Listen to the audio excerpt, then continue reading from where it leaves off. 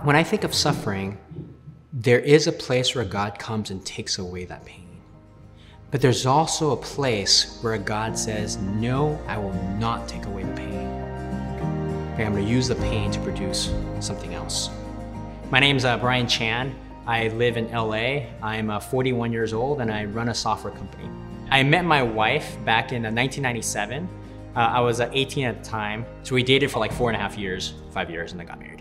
Probably 2 or 3 years into the marriage, it was like, okay, it's about time to have kids. And you start trying and you're not able to have kids for some reason. And so I start questioning. And eventually we try IVF.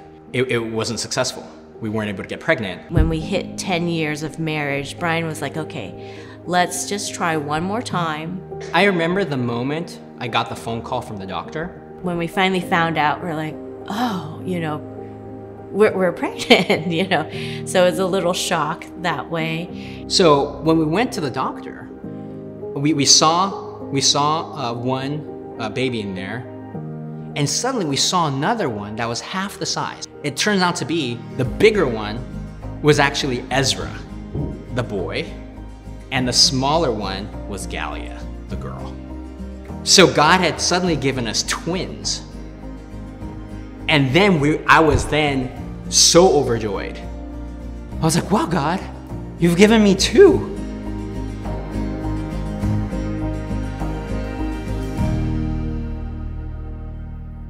After my kids were born, they came early, actually. I think it was 36 weeks.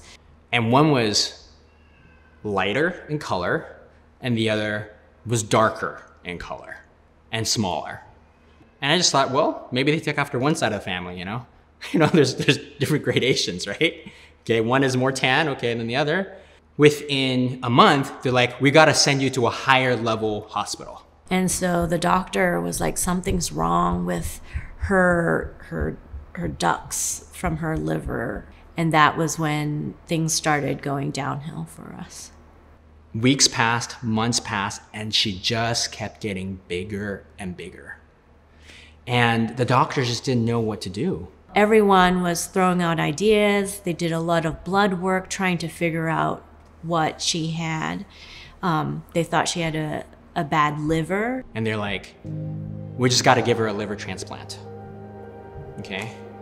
And while they're trying to give her a liver transplant, somehow they cut off one of her main cords and she became paralyzed halfway through her body.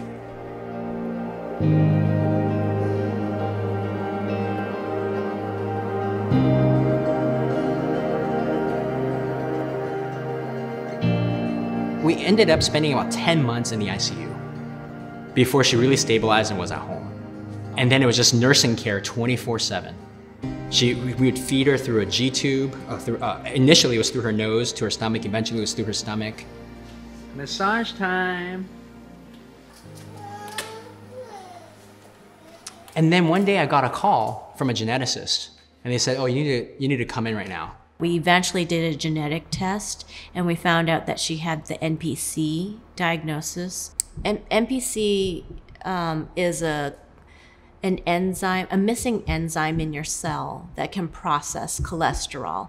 So if your cells can't remove the cholesterol from its cell, then eventually that cell becomes dead. Most who have neonatal don't live past a couple months or a year. So at that point in time, I remember just being really, I was like, God, she's gonna die. We're in a hospital every 2 weeks, and she wasn't feeling well. I was like, oh, I think we'll keep her at home. No, let's take her to the hospital. We took her to the hospital. Even the ER doctors and nurses who've seen Galia before, like she's come in, she's had seizures before, and we've taken her to the ER. So, she was like being playful right before then. And so we were just expecting to bring her back home. But she looked at me and then breathed her last.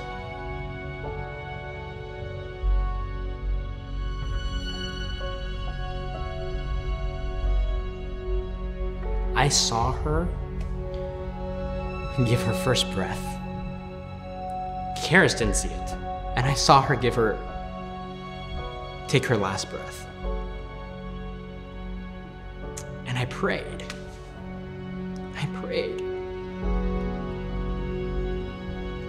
Yeah.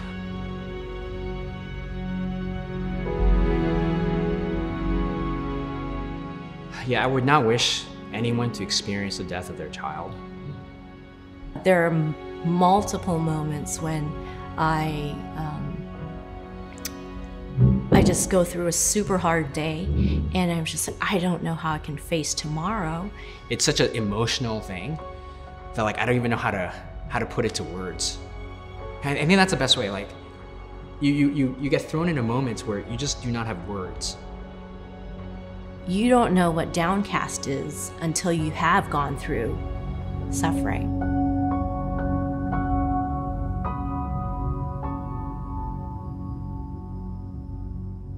I've asked God why he didn't heal Gallia. When the time of testing comes, it just reveals what you are. But I think when I took the perspective of God, you put your son, Jesus, through suffering to do a greater work. It opened my eyes to more of what God's desire was. It's a desire for his redemption story to be told, his desire for me to be more compassionate and more loving. There is a place where God comes and takes away that pain. But there's also a place where God says, no, I will not take away the pain. But I'm going to use the pain to produce something else. Like, my perspective of suffering is like, okay, you're putting me through something. I don't fully understand it, but I want to be like Jesus in the midst of it. He wasn't distant. He wasn't an absent God in the midst of my suffering, but an ever-present one. And I think there's a joy in knowing that he's walking with me through that.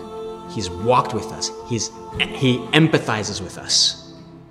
Just remember that it will be removed fully, maybe not on this side of heaven or on before his return. He's gonna come back. He's gonna renew all things.